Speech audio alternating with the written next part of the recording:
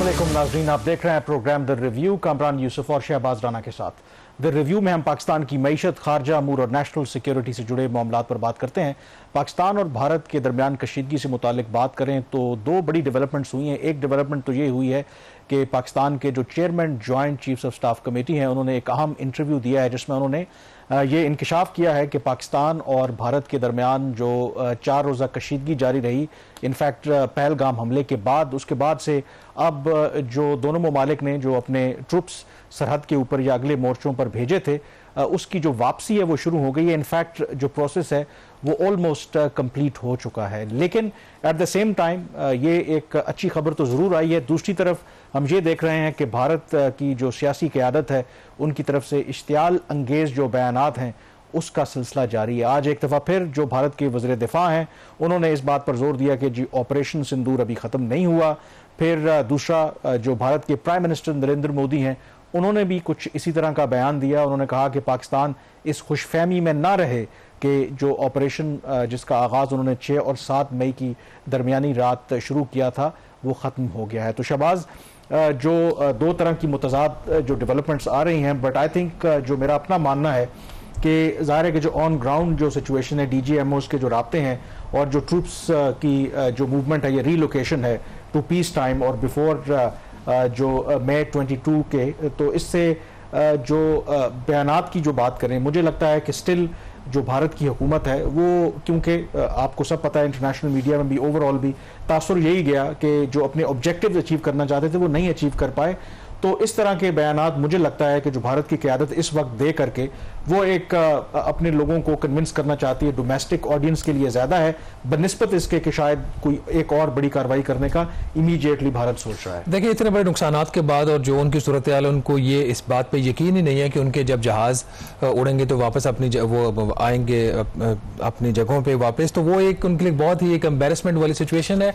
इस सारी सूरत हाल को दो तनाजुर में देखना चाहिए। एक तो आप पहले ये खबर कर चुके हैं कि 22 अप्रैल की जो पोजीशन थी, प्री अप्रैल 22nd पोजीशन, उसके ऊपर जो फोर्सेज हैं वो वापस आ जाएंगी और जिसकी अब official conformation the highest level से वो आ चुकी है। नंबर 1। नंबर 2, जो असल जो इशू है वो वही है कि भारत के कुछ रियासतों में जो इंतखाबात हो रहे हैं, वो उन इंतखाबात की वजह से वहाँ पे एक पोलिटिकल उन्होंने वहाँ पे एक मोमेंटम बनाया हुआ है एंटी पाकिस्तान, क्योंकि अभी भी बदकिस्मती से भारत में जो सियासी जमातों को वोट मिलता है वो पाकिस्तान को गाली निकाल कर मिलता है। पाकिस्तान में ये चीज़ नहीं है।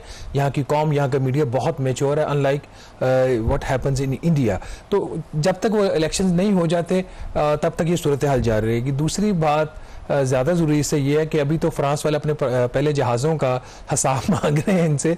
उनको तो बता दें कितने रफाल इन्होंने गिरा दिए, पाकिस्तान ने गिरा दिए और कितने बाकी रह गए, तो फिर अगली जंग की ये बात करें। इनफैक्ट इसी हफ्ते जो फ्रांस की फ़ौज है, उनकी तर्जुमान का एक स्टेटमेंट भी उनसे जब सवाल हुआ कि रफाल तैयारों से मुतालिक, तो उन्होंने ज़ाहिर कैटेगोरिकली इस चीज़ को डिनाई नहीं किया। उन्होंने कहा कि इस वक्त हम भारत की जो हुकूमत है उनके साथ राब्ते में हैं और इन खबरों की तस्दीक करने में लगे हुए हैं, और अगर ये बात सच हुई तो उन्होंने कहा कि ये पहला मौका होगा कि जब जो रफाल तैयार है किसी कॉम्बैट ऑपरेशन में गिरा है। लेकिन 20 साल में पहली दफा, जी 20 साल में। जिसमें दूसरी जो इंपॉर्टेंट बात है जो जनरल साहिर शमशाद मिर्जा ने की, इनफैक्ट वो सिंगापुर में मौजूद है, वहाँ पर एक एनुअल डायलॉग होता है और पूरी दुनिया के जो मिलिट्री चीफ्स हैं और जो दिफाई माहिर हैं वहाँ पर वो आते हैं, और इस दफ़ा पाकिस्तान की तरफ से साहिर शमशाद मिर्जा पाकिस्तान की नुमाइंदगी कर रहे हैं, और दूसरी तरफ जो भारत के चीफ ऑफ डिफेंस हैं वो भी वहाँ पर मौजूद हैं। लेकिन जब जनरल साहिर शमशाद मिर्जा से सवाल हुआ कि क्या कोई चांस है कि आपकी उनके साथ मुलाकात हो, तो उसको तो उन्होंने मुकम्मल तौर पर रद्द किया। लेकिन 2-3 अहम जो ऑब्जर्वेशंस उन्होंने दी हैं,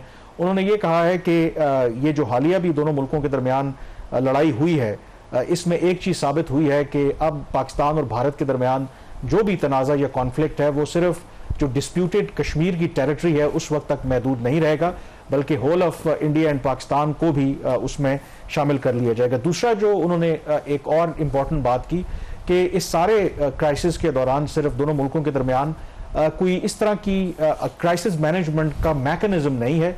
एक DGMO लेवल के ऊपर हॉटलाइन ज़रूर है, लेकिन जनरल साहिर शमशाद मिर्जा के मुताबिक वो नाकाफ़ी है, और उन्होंने इस खदशे का इजहार किया कि मुस्तकबिल में इस दफ़ा इंटरनेशनल इंटरवेंशन हुई और सीज़ फायर करवाई गई, लेकिन मुस्तकबिल में ऐन मुमकिन है कि शायद नुकसान बहुत ज़्यादा हो जाए और जो इंटरनेशनल इंटरवेंशन है उसमें देर हो जाए। तो ये एक इम्पॉर्टेंट उन्होंने यहाँ पर बात की है कि शायद पाकिस्तान, उनकी तरफ से एक इशारा भी है कि बावजूद दोनों मुल्कों के दरमियान जो ताल्लुकात की नौयत है, जितनी मर्जी हॉस्टिलिटी है, क्राइसिस मैनेजमेंट के लिए दोनों मुल्कों के दरमियान एक ऐसा मैकेनिज्म ज़रूर होना चाहिए जहाँ पर दोनों मुल्क जो है वो न्यूक्लियर ताकतें हैं और किसी तरह की मिसकैलकुलेशन जो है वो can lead to a disaster.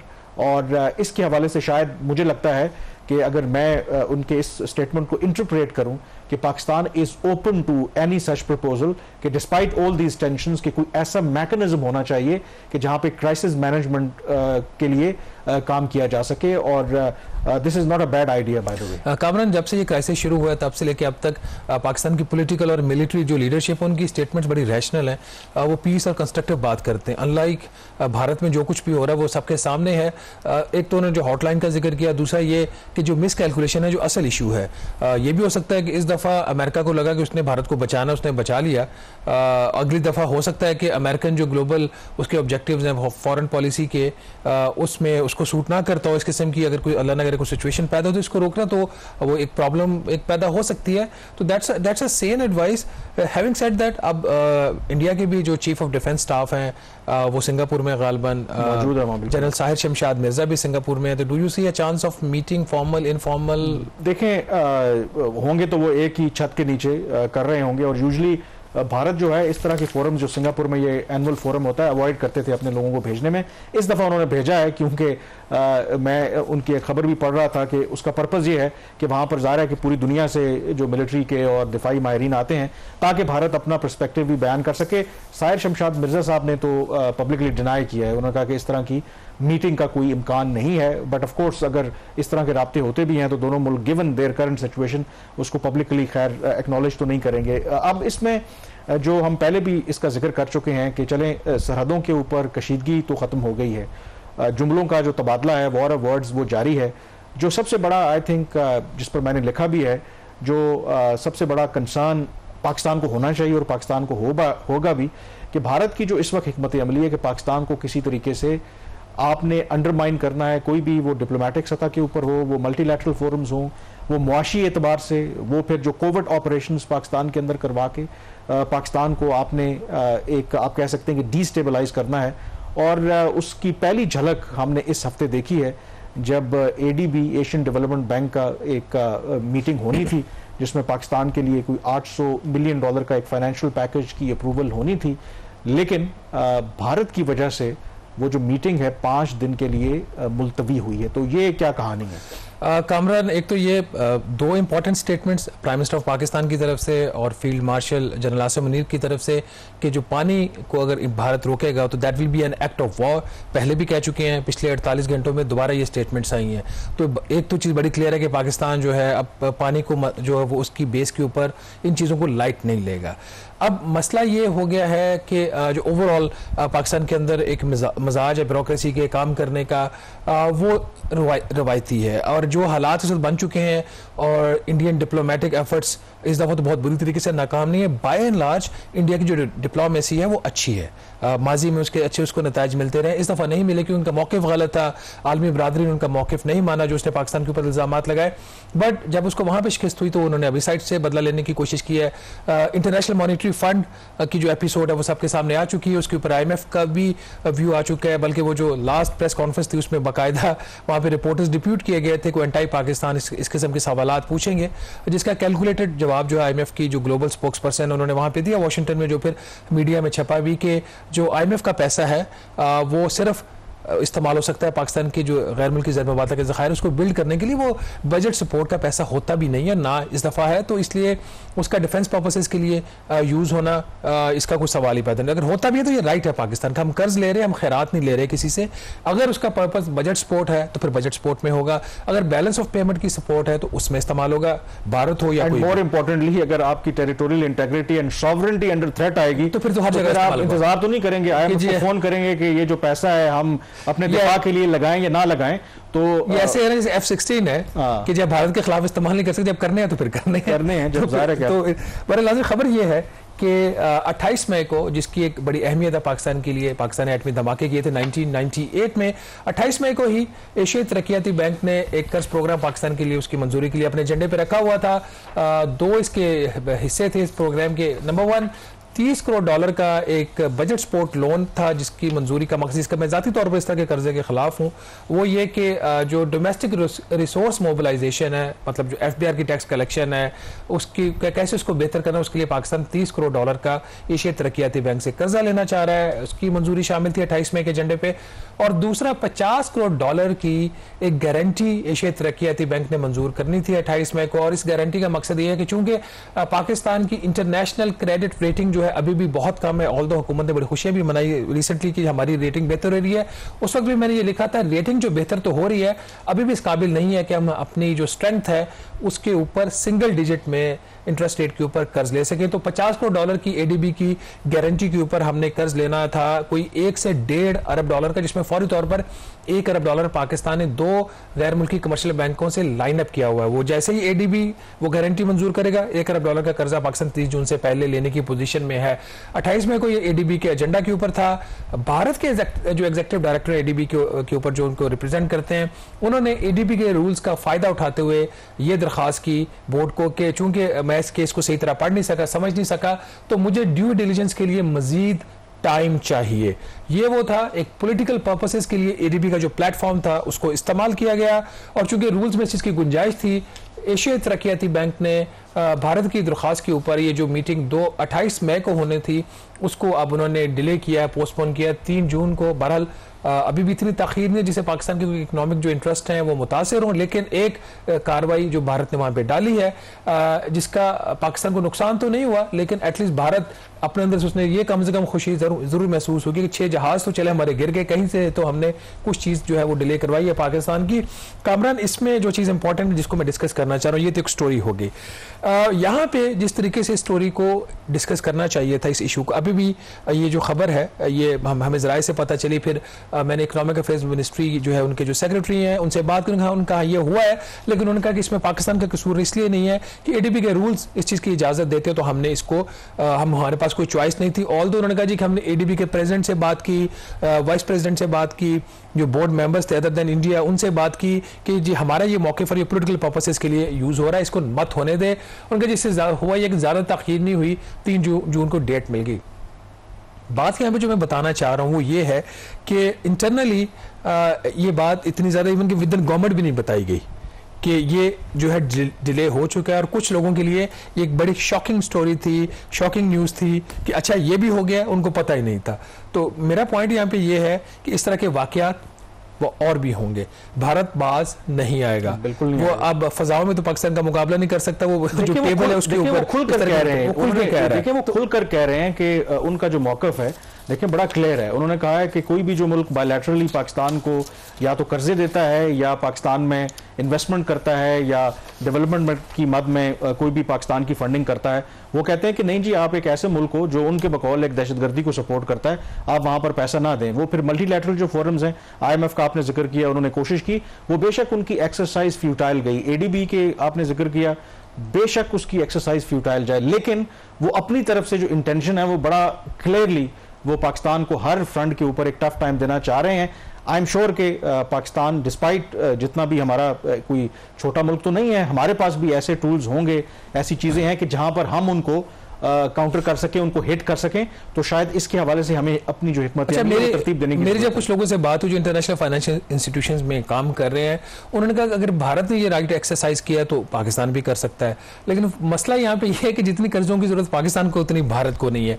तो नाज़रीन, इसमें जो एक लेसन है पाकिस्तान के लिए, हुकूमत पाकिस्तान के लिए, कि कर्ज वो लें जिसकी आपको जरूरत है, कर्ज लें तरक्याती काम करने के लिए। अगर आपको वो भी जरूरत है, गैर मुल्की कर्जे की हम बात कर रहे हैं, आपने मंगला डैम बनाना है, तरबेला डैम बनाना है, आपने जो बनाया आपने गैर मुल्की कर्जा लेकर, आपने दियामिर बादशाह डैम बनाना है, समझ आती है, आपने कोई और मेगा प्रोजेक्ट्स करना है जिसके लिए आपको गैर मुल्की जो है कुछ जरूरत है, किसी चीज की कोई इक्विपमेंट की जरूरत है, तो उसके लिए कर्ज लेने की समझ आती है।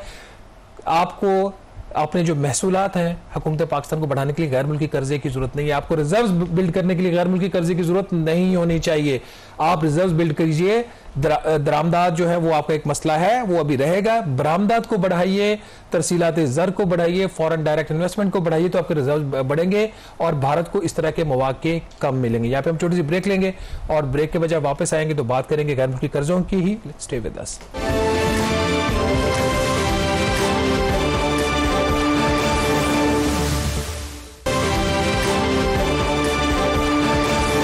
ब्रेक के बाद एक दफ़ा फिर आपको खुशामदीद कहते हैं। बात करें हम जो गैर मुल्की कर्जों की तो बात हो रही थी और उसमें हमने देखा है कि चीन हालिया सालों के अंदर हमारे लिए एक बहुत बड़ी फाइनेंशियल जो सपोर्ट है, ये लाइफ लाइन बनकर उभरा है। दफाई एतबार से तो हमारी वो मदद कर ही रहे हैं। और पाकिस्तान और चीन के दरमियान कितनी गहरी कुर्बतें हैं।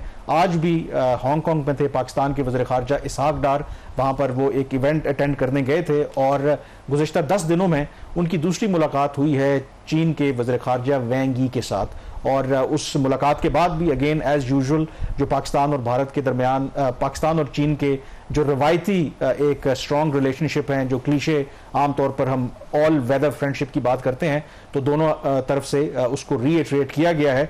और ये सिर्फ ज़बानी जमा खर्च नहीं है। जब पाकिस्तान और चीन के ताल्लुकात की बात करें, हालिया पाकिस्तान भारत मार्के के दौरान हमने देखा कि विदाउट चाइना के सपोर्ट के शायद आज हमारी वो सिचुएशन ना होती।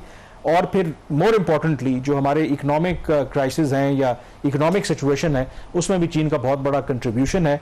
और अगेन चीन ने पाकिस्तान को यकीन दहानी कराई है कि जो कमर्शियल जो लोन्स हैं जिनकी मियाद ख़त्म हो गई है तो वो दोबारा हमें देने के लिए तैयार हैं। बट एक उसके अंदर थोड़ी तब्दीली है, वो आप बताएंगे। तब्दीली के ऊपर बात करें थोड़ा सा, अगर इसका पहले बैकग्राउंड बता दें। पाकिस्तान की जो इस वक्त गैर मुल्की ज़र मुबादला के ज़खायर हैं वो तकरीबन $11.5 अरब हो चुके हैं। काफ़ी नहीं है, नाकाफ़ी है। इस $11.5 अरब में चीन का, सऊदी अरेबिया का और मुत्तहिदा अरब अमारात का कर्ज शामिल है। और ये इसमें कुछ ऐसे लोन्स हैं जो कि 1 साल के लिए लिए जाते हैं, जो कि कैश डिपॉजिट्स होते हैं तीनों ममालिक की तरफ से, और हर साल वो रोल ओवर हो जाते हैं। अब रोल ओवर में ये होता है कि कर्ज आपने लिया हुआ 1 साल बाद वापस करना है, तो वो वापस आपके अकाउंट से नहीं निकलता, स्टेट बैंक ऑफ पाकिस्तान के वहीं पड़ा रहता है और कागजी कार्रवाई पूरी हो जाती है। दूसरे हैं कुछ गैर मुल्की कमर्शियल लोन्स जो कि रीफाइनेंस होते हैं। रीफाइनेंसिंग में होता ये है कि अकाउंट में पैसा पड़ा हुआ है, जो बारोअर है उसने उस तारीख को वापस करना है, तो जब वो वापस करेगा तो फिर नई टर्म्स के ऊपर वो कर्ज उसको दोबारा मिल जाएगा। इस केस में इस साल पाकिस्तान ने कोई चाइना के $3.7 बिलियन को $3 अरब 70 करोड़ वापस करने हैं, जिसमें $1 अरब 30 करोड़ जो है वो मार्च और अप्रैल के महीनों में चीन के एक बैंक है, industrial and commercial bank of China ICBC, उसको वापस किया जा चुका है। इनकी उम्मीद थी कि शायद ये पैसा एंड ऑफ अप्रैल अर्ली मई आ जाए वापस पाकिस्तान के अकाउंट्स में, वो नहीं हुआ। उसमें कुछ टर्म्स के इशूज आ रहे हैं, एक दो उसमें जो एनर्जी रिलेटेड मैटर्स हैं, ऑल्दो डायरेक्टली तो ICBC के लोन से ताल्लुक नहीं है, लेकिन वो एक प्लान मांग रहे हैं कि जो हमने चीन के बिजली जो बनाने वाले जो कारखाने हैं उनके जो पैसे देने हैं उसका एक प्लान मांग रहे हैं, नंबर 1। नंबर 2, जो ये तो पैसा था जो हमने वापस कर दिया है $3.7 बिलियन में से, अब पीछे रह गए $2.4 अरब। ये $2.4 अरब जो है इसका जो है $300 मिलियन हमने 14 जून को वापस करना है। उसके अलावा $2.1 अरब जो है वो हमने 24 जून को जो है वो वापस करना है। इसके अंदर इशू ये है कि पैसा तो ये पाकिस्तान को दोबारा मिल जाएगा। 2 चैलेंजेस हैं। पहला चैलेंज ये है कि अगर 24 जून को वापस करते हैं, क्या इतना टाइम है हुकूमत पाकिस्तान के पास और चीन के पास कि ये पैसा वापस चीन को जाए और फिर दोबारा 30 जून से पहले पाकिस्तान को ये पैसा जो है वो मिल जाए। तो इसलिए मुझे अब ज़रा ये बता रहे हैं कि बजाय 24 के शायद 3-4 दिन पहले ये हुकूमत पाकिस्तान पैसा उनको वापस कर दे ताकि ये टाइम से उधर आ जाए। और उसमें जो दूसरी जो इम्पोर्टेंट एस्पेक्ट है, जो तब्दीली की मैं बात कर रहा था, कि इस दफ़ा चीन जो है वो डॉलर के बजाय वो आपको अपनी जो RMB उनकी करेंसी है उसमें आपको ये कर्ज जो है वो वापस देना चाहता है। तो इसकी क्या बुनियादी तौर पर वजह है? एक तो वजह ओवरऑल नज़र आती है कि चीन और जो भारत की जो अमेरिका की ओवरऑल लड़ाई है और चीन की एक कोशिश है कि डी-डॉलराइजेशन, यानी कि जो इंटरनेशनल ट्रेडिंग होती है तो डॉलर की जो इजारादारी है उसको कम किया जाए। क्या ये उसी सिलसिले की कड़ी है या कोई पाकिस्तान स्पेसिफिक ये उन्होंने फैसला किया? ये पाकिस्तान स्पेसिफिक बिल्कुल नहीं है। अभी तक जो चीन से हम कर्ज ले रहे हैं उनका एक बेंचमार्क है, शाइबोर उसको बोलते हैं। शंघाई इंटरबैंक ऑफर रेट, उससे वो लिंक होता है इंटरेस्ट रेट, और जो करेंसी होती है वो डॉलर भी हो सकती है, और उसमें जो चाइनीज़ आरएमबी या युआन है वो भी हो सकती है। जो 1.3 बिलियन डॉलर था ये डॉलर बेस्ड लोन था, लेकिन अब दोबारा पाकिस्तान को डॉलर बेस ये नहीं मिलेगा, ये आरएमबी में मिलेगा। जो 30 करोड़ डॉलर को हमने कर्ज 14 जून को वापस करना है, ये भी डॉलर बेस्ड है, लेकिन अगली जब इसकी रीफाइनेंसिंग होगी डॉलर में नहीं होगी, आरएमबी में होगी। इसकी वजह क्या है? इस चीज़ का पाकिस्तान से कोई ताल्लुक नहीं। अब चाइना खुद एक बड़ी इकॉनमी है, दुनिया की दूसरी बड़ी इकॉनमी है, और जो डॉलर से रिलेटेड उनके मैटर्स हैं, जो अमेरिका के साथ उनकी ट्रेड वॉर है, उससे बहुत रिलेटेड चीज़। तो अपनी इकॉनमी को जिस तरह अमेरिका डीकपल कर रहा है चाइनीज़ इकॉनमी से, उसी तरीके से जो चाइना है जहाँ जहाँ पॉसिबल है अपनी इकॉनमी को, अपने फाइनेंशियल सिस्टम को अमेरिका से डीकपल कर रहा है। अब जिस तरह उन्होंने रशिया को जो स्विफ्ट सिस्टम था जब उसने यूरोप के ऊपर अटैक किया यूक्रेन के ऊपर, तो उसके बाद उन्होंने स्विफ्ट सिस्टम से उसको आउट कर दिया, जो कि ग्लोबल एक पेमेंट्स रीसेटलमेंट का मैकेनिज्म है। तो गालिबन यही वजह होगी कि चीन जो है वो नहीं चाहता कि फ्यूचर में अगर कोई टेंशन बनती है दोनों ममालिक के दरमियान, तो इस किस्म का कोई काम हो जहाँ पे डॉलर की जो ट्रांजैक्शंस हैं, जिसमें in any case American involve होते हैं, तो उसमें जो है कोई इनको प्रॉब्लम है, तो उस वजह से ये नहीं कर रहे। तो उस पे कोई फर्क पड़ता है कि आपके फॉरेन रिजर्व से, क्योंकि तो आप डॉलर में रखते हैं, तो उससे क्या बुनियादी तौर पर फर्क पड़ता है इस चीज से? देखिए, अभी अगर डॉलर में आएगा पैसा तो स्टेट बैंक ऑफ पाकिस्तान में डॉलर में जाएगा, और हमने जो सेटलमेंट करनी है वो डॉलर में वहां पे हम कर देंगे। अगर आरएमबी में आएगा, पहले हम उसको एक्सचेंज करवाएंगे यूएस करेंसी में, अगर हमें यूएस करेंसी में उसकी जरूरत है, फिर उसको हम जो है उधर यूज करेंगे, तो एक्सचेंज गेन भी हो सकता है और लॉस भी हो सकता है। वो इसमें करेंसी जो रिस्क होता है वो बढ़ जाता है जब इस तरह की ट्रांजैक्शन होती है। लेकिन अगर वही पैसा अगर चीन से आ रहा है और पाकिस्तान ने चीन की अदायगी करनी है, या चीन से कोई खरीदारी करनी है, या कर्जे की अदायगी करनी, तो उसके अंदर भी इस्तेमाल हो सकता है। वैसे उसके अलावा उसके अंदर एक और भी प्लेटफॉर्म है, इनकी एक और फाइनेंसिंग फैसिलिटी है, जो स्वाप इनका एक एग्रीमेंट है, जिसके तहत कोई पाकिस्तान ने चीन से ट्रेड फैसिलिटेशन के लिए कोई 4.3 बिलियन डॉलर रफली कोई जो है ऑलरेडी एक लोन लिया हुआ है, लेकिन वो लोन भी इसी तरह एग्जॉस्ट हो चुका है, वो हम यूज कर चुके हैं, वो चाइनीज करेंसी के अंदर है।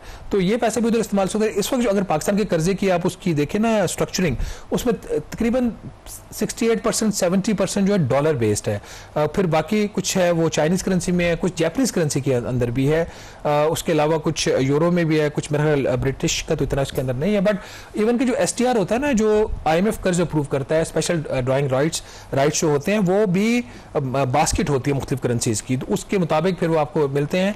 तो प्रीडोमिनेटली पाकिस्तान को जो गैर मुल्की डेट है वो यूएस करेंसी में, तो जब पाकिस्तान यूएस करेंसी में पे बैक करेगा तो उसको फिर उसकी एक्सचेंज करवाना पड़ेगा, तो ये इसके अंदर एक प्रॉब्लम आ सकता है। तो इसमें ओवरऑल कोई इतना बड़ा मतलब इतना कोई इशू नहीं, बट एक चीज रहती है इसके अंदर, जो इंटरेस्ट रेट है वो क्या होगा, वो इंपॉर्टेंट है। वो चूंकि आप मुसलसल वापस नहीं कर पा रहे होते, तो उसकी जो कॉस्ट होती है वो आपकी फिर बढ़ती जाती है। जैसे यही सूरत सऊदी अरब के डेट के साथ हुई है, यूएई के डेट के साथ, अब चाइना के डेट के साथ भी, जब भी हम रीफाइनेंसिंग के लिए जाते हैं, इवन रोल ओवर के लिए भी जाते हैं, तो जो लैंडर आपसे वो डिमांड कर रहा होता है कि नहीं, आपको अपने जो रेट्स हैं उसको थोड़ा सा इंक्रीज करना पड़ेगा। इसमें जाते जाते एक और जो खबर है वो भी आपको देते चलें, उस पर कल तफसीली बात भी करेंगे।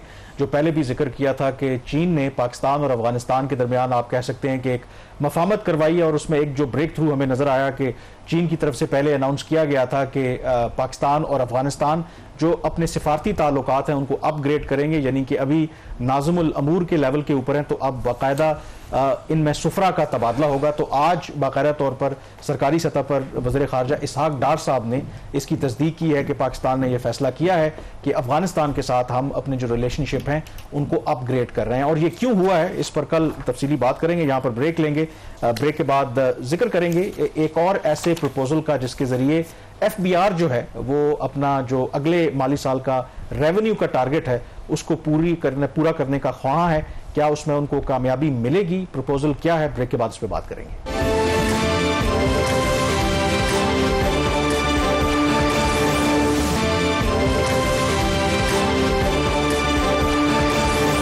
ब्रेक के बाद एक दफा फिर आपको खुश आमदेद कहते हैं। हर साल जब बजट आता है तो एक जो इशू है वो सबसे बड़ा होता है कि जो FBR अपना हदफ रखता है कि क्या वो हदफ पूरा कर पाएगा, नहीं कर पाएगा। इस माली साल भी हमने देखा कि उसको रिवाइज किया गया, उसके बावजूद भी वो हदफ जो है वो पूरा होता नजर नहीं आ रहा। अब कोशिश तो जो गवर्नमेंट है और FBR वो पूरी करते हैं कि वो अपने अहदाफ पूरे करें, और उसमें वो आवाम के ऊपर टैक्सों का बोझ भी डालते हैं, मुख्तलिफ तजावीज़ भी आती हैं बजट से पहले। और इसी तरह की अब एक और जो तजवीज़ सामने आई है शहबाज, और उसका ताल्लुक है कि आप अगर जो भी कमर्शियली जो कंपनीज वगैरह इंपोर्ट करती हैं तो at the time of the payment जो आप करेंगे, बाहर से कोई चीज़ मंगवा रहे हैं, तो उसके ऊपर 1.5% विद होल्डिंग टैक्स का प्रपोजल सामने आया है। तो ये क्या प्रपोजल है और डू यू थिंक कि ये जो इंपोर्टर्स हैं इसको एक्सेप्ट भी करेंगे और ये कितना काबिल अमल है? देखिए, स्टेज के ऊपर जब हम बात करें तो पहले इंपोर्ट्स के ऊपर काफ़ी किस्म के टैक्सेस हैं, जिसमें विद होल्डिंग टैक्स पहले भी एक लगता है, जो शेप होती है, काइंड होती है इनकम टैक्स की। इंपोर्ट जब होती है कोई चीज़, जो इंपोर्टर होता है उसका गुड डिक्लेरेशन जो फॉर्म है वो सबमिट करवाता है, उसकी जो वैल्यू होती है उस वैल्यू के ऊपर वो उसके ऊपर विद होल्डिंग टैक्स भी पे करता है, कस्टम ड्यूटी भी पे करता है, अगर कोई एडिशनल कस्टम ड्यूटी है वो भी पे करता है, अगर कोई रेगुलेटरी ड्यूटी है वो भी पे करता है, सेल्स टैक्स भी पे करता है, अगर कोई फर्दर टैक्स है वो भी पे करता है। तो ये नाज़रीन पहले ही एक इस टैक्सेशन है।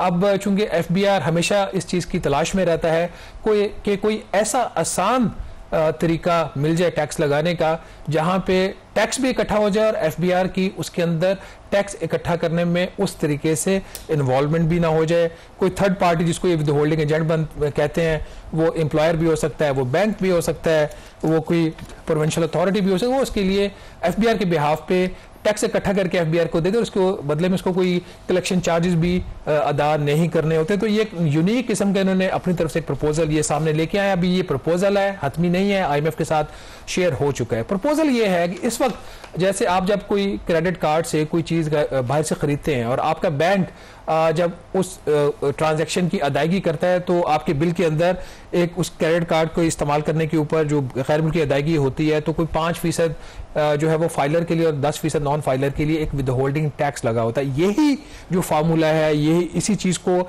अब एफबीआर अप्लाई करना चाह रहा है लेटर ऑफ क्रेडिट के ऊपर।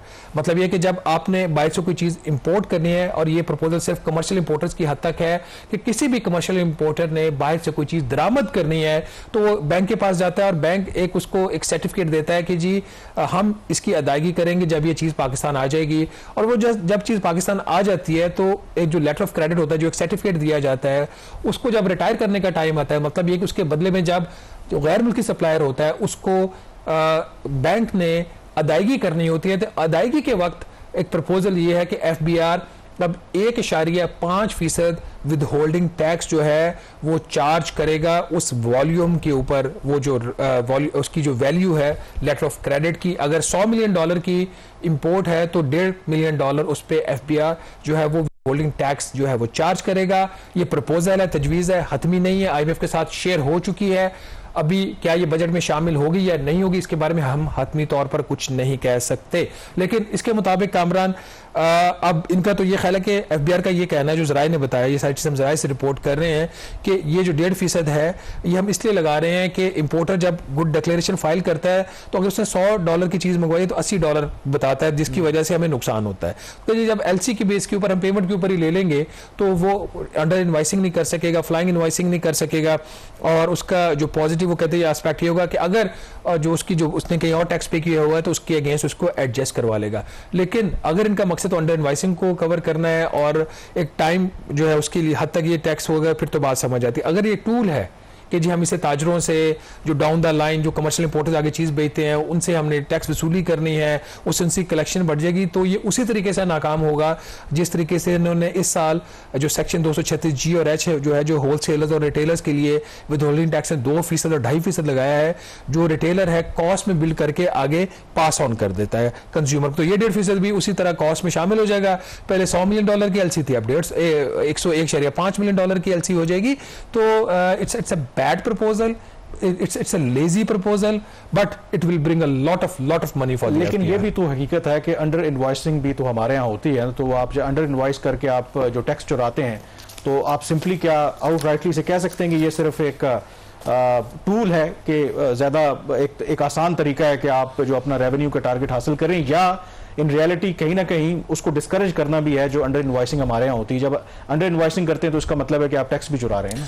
देखिए, हमने इसी प्रोग्राम के अंदर बड़ी डिटेल में डिस्कस किया था, जो गुड्स डिक्लेरेशन फॉर्म होते हैं जब वो फाइल किए जाते हैं तो वो समझ लेता है कि एक सेक्रेट डॉक्यूमेंट है आपका, जो कि इतना मुकद्दस डॉक्यूमेंट है जो तब्दील नहीं हो सकता है। और हमने इसी प्रोग्राम में इसी प्लेटफॉर्म के ऊपर बैठ के डिस्कस किया कि उन गुड डिक्लेरेशन फॉर्म की टेम्परिंग हुई है, ठीक है। तो इसका मतलब है कि जो सिस्टम है वो इस चीज़ को सपोर्ट करता है कि आप अंडर इनवॉइसिंग करो, आप टैक्स चोरी करो। हमने वो खबर की, और प्राइम मिनिस्टर साहब ने उसका नोटिस लिया और प्राइम मिनिस्टर इंस्पेक्शन कमीशन ने उसके ऊपर एक बाकायदा इंक्वायरी की। उस इंक्वायरी का आउटकम हमें वादा किया गया था, मेरे साथ पर्सनली वादा किया गया था कि आपके साथ इंक्वायरी का आउटकम हम शेयर करेंगे। वो मेरे साथ आज तक उसका आउटकम शेयर नहीं हुआ। अगर सिस्टम चाहे तो अंडर इनवॉइसिंग आज भी नहीं हो सकती। यहाँ पे मसला है नीयतों का।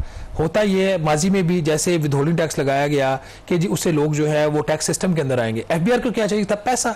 उसको तो परवाह ही नहीं है कि सिस्टम में लोग आते हैं या नहीं आते। उसको अगर दफ्तर में बैठे बकौल Syed Naveed Qamar, chairman national assembly standing committee on finance, उन्होंने कहा जी एफबीआर जो है वो तो एसी में उसको बैठ के अपना टैक्स कलेक्ट करने की आदत पड़ चुकी है, तो वो तो एसी में बैठ के हर वो काम करेगा जिसमें उसको तकलीफ ना हो। लेकिन इसमें एक ब्रेक हमने जाना है, सिर्फ इतना मुझे बता दें कि इसमें इशू क्या है। अगर एक इंपोर्टर है, अगर एक वो 100 रुपए की चीज मंगवा रहा है, विदहोल्डिंग टैक्स तो उसने देना ही है ना, सिर्फ फर्क स्टेज का है कि अब वो उस स्टेज पे दे रहा है जब वो लेटर ऑफ क्रेडिट जब बैंक से खुलवाता है, तो 100 रुपए की चीज मंगवा रहा है तो उस पर उसको फिर परेशानी की क्या जरूरत है। और आप ये भी कह रहे हैं कि जाहिर है कि ये अगर वो टैक्स रिटर्न अपनी भरता है और भरता ही होगा, ज़ाहिर है तभी लेटर ऑफ क्रेडिट आपको मिलता है तो एडजस्ट हो जाएगा, रिफंड करवा लेगा। रिटर्न भरता हो, इस मुल्क में ऐसे भी है, मैं तो नहीं, मुझे नहीं पता। अगर हर कमर्शियल इंपोर्टर जो है अपना फुली डिस्क्लोज कर रहा है और पूरे तरीके से अपने गोशवारे जमा करवाता है, फिर तो ये मसले पैदा नहीं होना चाहिए ना। फिर तो आप इस तरह के काम ही ना करें, इस तरह के आपको मैयज़ लेना पड़े। देखिए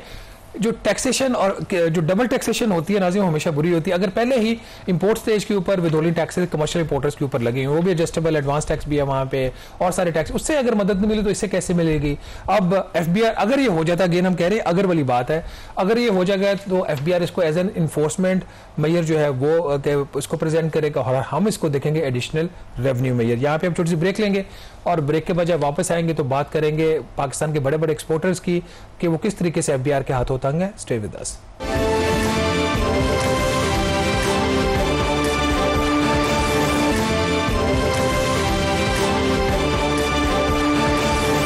ब्रेक के बाद एक दफा फिर आपको खुश आमदेद कहते हैं। एफबीआर की कारकर्दगी की बात करें तो ये भी हमारे यहाँ प्रॉब्लम है कि एक तो जाहिर है कि वो कोशिश करते हैं कि लोग अपनी टैक्स रिटर्न भरें, लेकिन जो इंडिविजुअल और जो कंपनीज तावन भी करती हैं फिर उनके साथ जो एफबीआर करती है, तो फिर इसी वजह से बाकी लोग कहते हैं कि बेहतर है कि हम सिस्टम में शामिल ना हो।